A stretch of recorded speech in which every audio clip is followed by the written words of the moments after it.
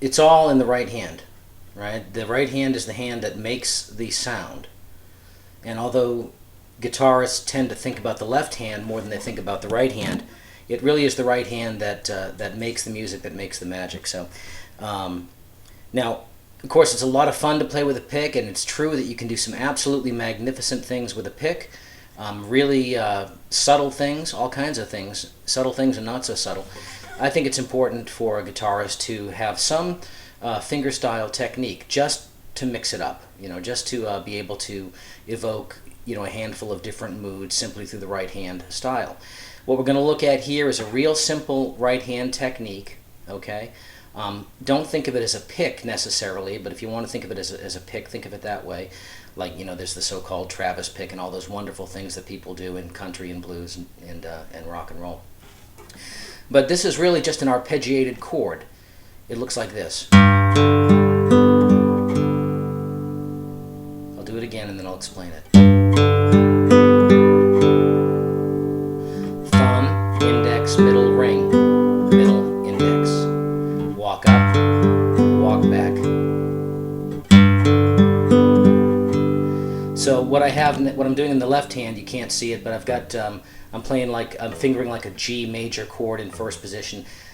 Typically with, you'd have a second finger on the 3rd fret of the 6th string and so on.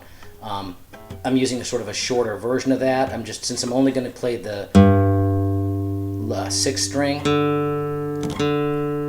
4th, 5th, and 6th string, 4th, 3rd, and 2nd.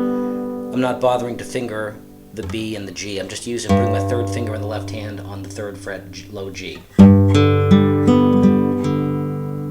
And if you were to go back into the classical guitar pedagogies, the literatures, the teaching methods, you'd find that this was on one of the very first pages of every single classical guitar method.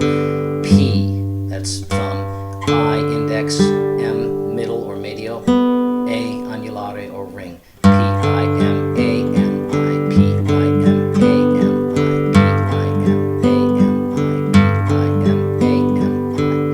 Real simple. And it can be used in just about any tune that we want to evoke that certain fingerstyle sensibility. Okay, so we're going to do it with Hallelujah, and I'm just going to play the first few chords, and then I'll go back and explain.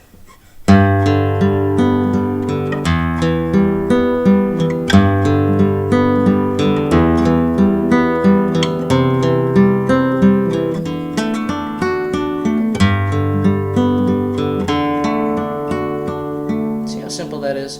You've probably done that 1,000 times instinctively without really thinking about what you're doing, and there's no need to think too much because it's just that simple.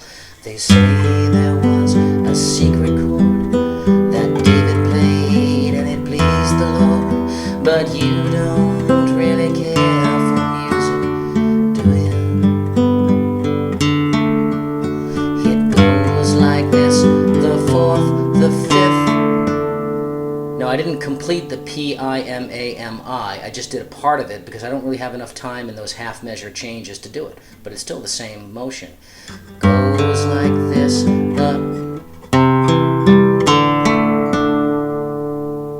It goes like this.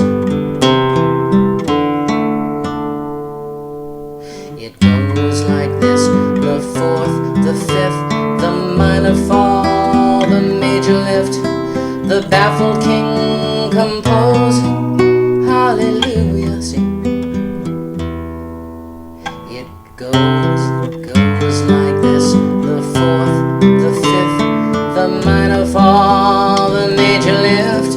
The baffled king composing hallelujah.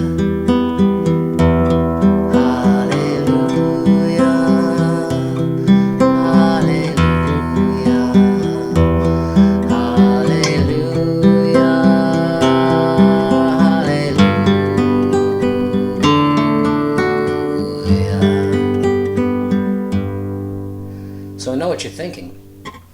Well, gee, Chris, how do I know which strings to play? I mean, there are 6 strings. You're only playing 4 in any given arpeggio, in any PIMA figure. How do I know which 4 of the 6 to play? And the answer is it does not matter one tiny little bit. You simply choose what feels right, what sounds right, and that's really all there is to that. Okay? So I'm going to take it from the top now, and I'm going to go nice and slow, and hopefully you can see the right hand here. I know it's difficult with the shadows.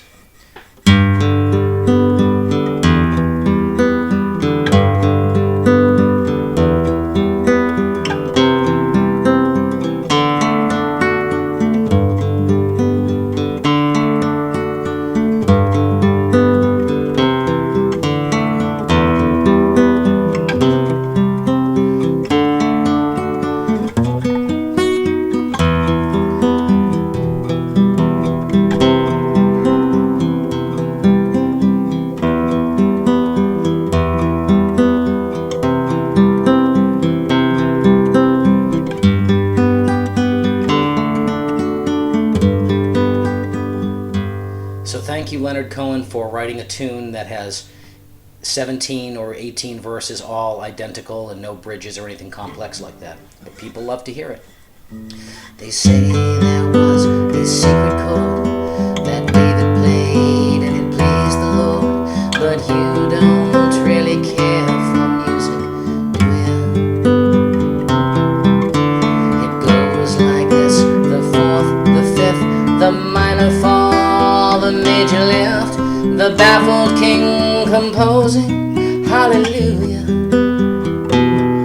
hallelujah, hallelujah, hallelujah, hallelujah.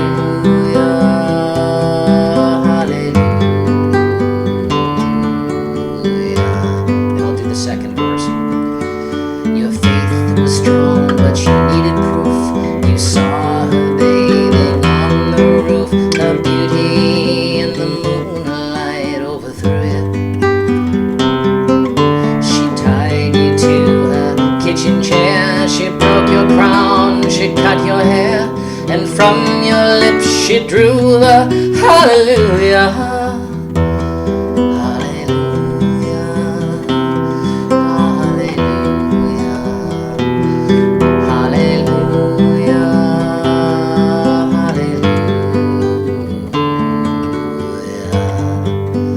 Now, if you were attentive, you'll notice that my thumb did a few things there that it didn't do before. And if you practice the P-I-M-A-M-I figure over and over again, just on several different chords, they don't even have to be part of a single progression.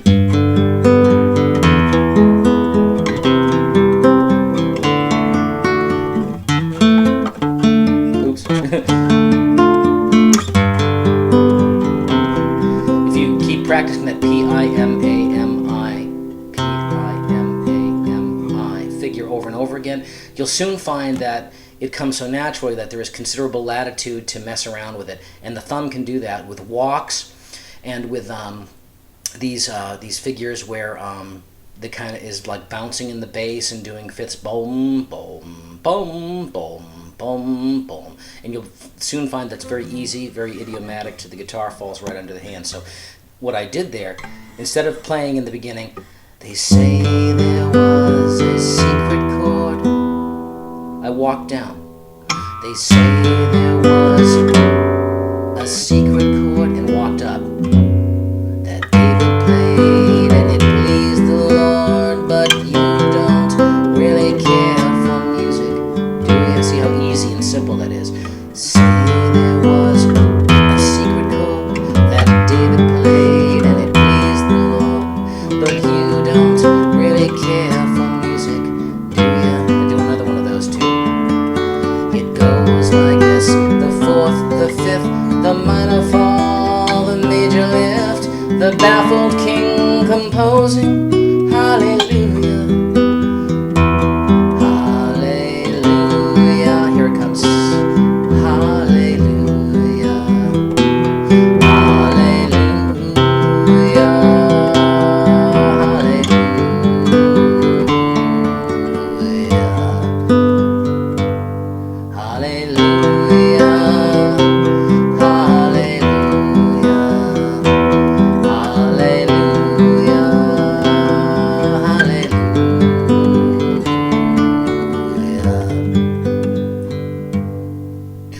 too much about getting all those in there. They will occur to you naturally as you just play it over and over again and drink your cup of coffee and spend the day working on your elementary right hand technique. Maybe I've been here before. I know this room, I've walked this floor. I used to live alone before I knew you. Remember how I moved in you, the holy dark was moving too, and every breath we drew was hallelujah.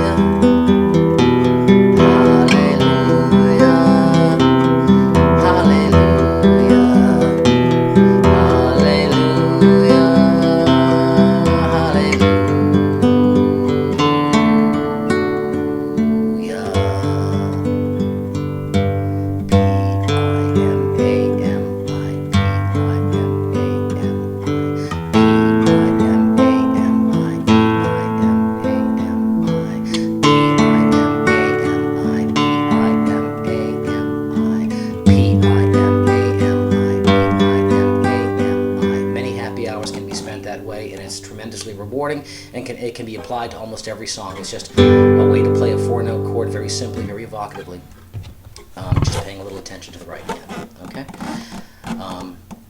A potential means of expressing Hallelujah, this very simple Leonard Cohen song, in a way that people will respond to. They can concentrate on the voice. If you happen to have a good voice, I don't, but if you happen to have one, then that's an ideal sort of way to support the voice, to highlight moments in the melody in the voice, without too much stress.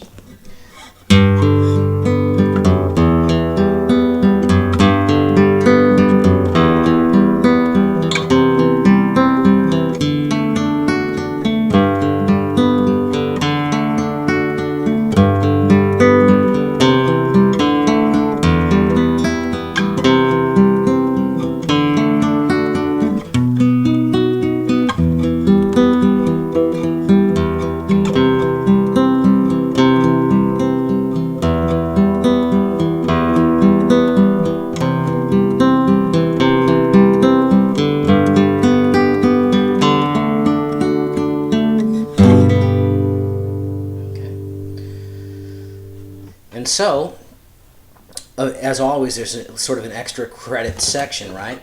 What the good musician is going to want to do once she masters that particular finger style pattern in a given key for a given progression, she'll transpose it, and she'll go ahead and see what it's like in another key. For example, what we just did, of course, was in G. This one we'll try in C. And you'll see there are differences, but pretty soon you'll see how logical those differences are. So instead of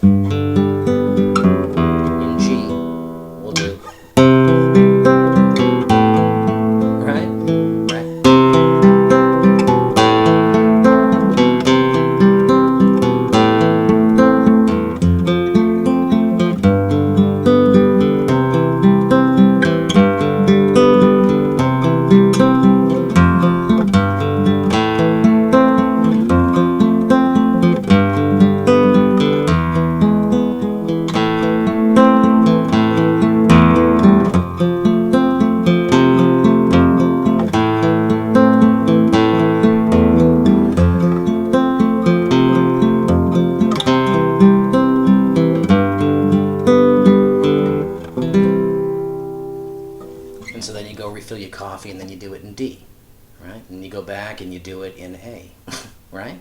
And then if you're one of these people that is okay with bar chords a lot of the time, you go back and you do it in F sharp or C sharp or G sharp, all right? But the main thing is P-I-M-A-M-I,